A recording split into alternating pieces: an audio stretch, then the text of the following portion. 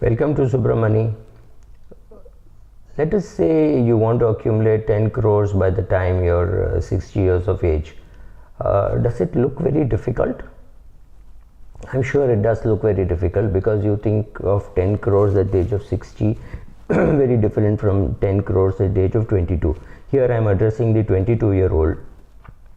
It is not very difficult to create a wealth of 10 crores by the time you are 60, simply because of one huge advantage you have, which even a Buffett does not have, that is age. At the age of 22, I'm sure if you go to Buffett and say, give me all your billions and I'll take age, then like Yayati, if you can do that, people will be happy to switch with you because you've got another 50-60 years in which you can achieve a lot more things than what could have been achieved perhaps in the last 50-60 years, right?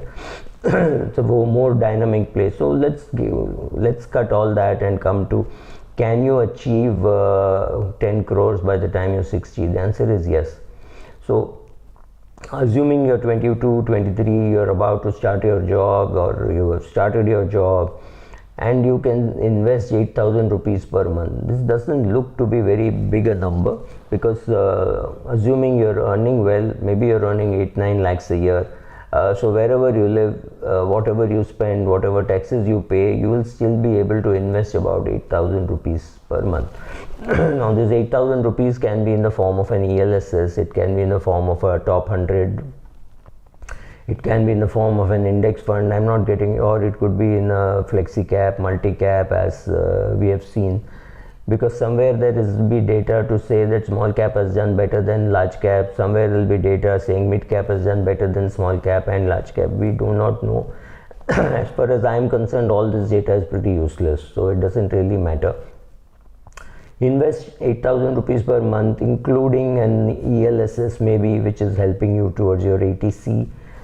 Continue to put some money in PPF, and your voluntary provident fund is there if you are an employee. If you are not an employee, then maybe you should put more money in a PPF, because entrepreneurs run greater risk. They should have perhaps a little more money in PPF than you could have if you were an employee. Your ELSS is complete equity, so, and remember, your own voluntary provident fund is debt. So the amount of money that you need to put in PPF should be very small, because 1.5 lakhs is what you're getting as a ATC deduction. If 8,000 per month you put it into an ELSS, then that is 96 gone. Then there will be some PF that your company is contributing. That leaves you with very little to put in PPF. But there is no harm in putting more in PPF even if you have crossed the ATC deduction that is what you want, right?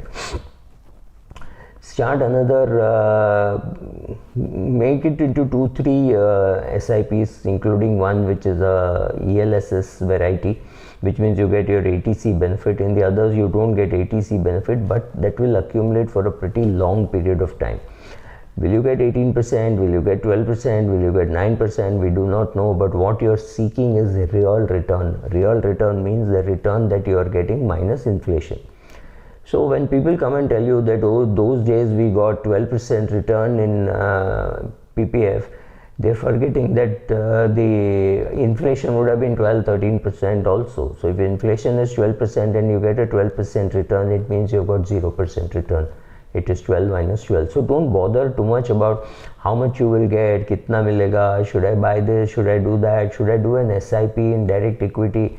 Doesn't really matter. Just start. First of all, do all these things, like, you know, starting a 8,000-9,000 rupee SIP, including ELSS, putting some money in banks, some money in PF, some money in voluntary PF, which is say if you want, you can put some more extra contribution to your voluntary PF. Beyond that, if you want to put money, I mean, there is 1.5 lakhs which you can put in PPF. So really a 22-year-old does not have to look for assets much beyond this.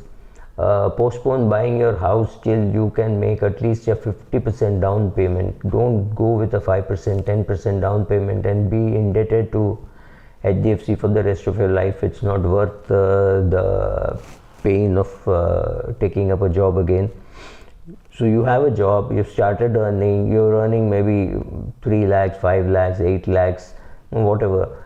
question to ask is, can you invest 8,000 rupees and can you increase it by say 5-10% year on year? I can assure you by the time you reach 60 you will have equivalent in terms of